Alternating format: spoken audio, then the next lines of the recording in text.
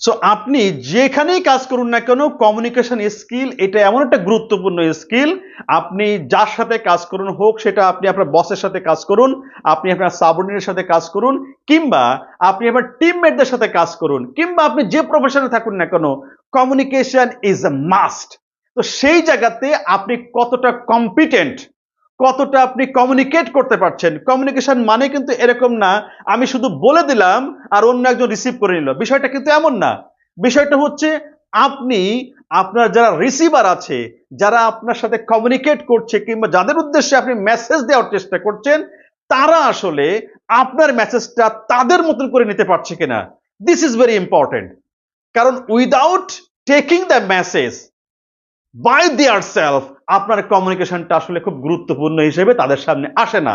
তো সেই জন্য আপনি তখনই একজন ভালো কমিউনিকেটর যখন আপনি তাদের পালস বুঝে, তাদের সাইকোলজি বুঝে, তাদের ফিলোসফি এবং আন্ডারস্ট্যান্ডিং বুঝে যখন আপনি মেসেজটা দিবেন, এবং সেই মেসেজটা যখন সে গ্রহণ করবে, তখনই হচ্ছে আপনি একজন গুড কমিউনিকেটর। তো সেই জন্য এই কমিউনিকেশন স্কিলটা পিপল ম্যানেজমেন্ট একটা গুরুত্বপূর্ণ স্কিল, এবং এই জায়গাতে আমাদের অনেক বেশি ফোকাস হওয়া দরকার।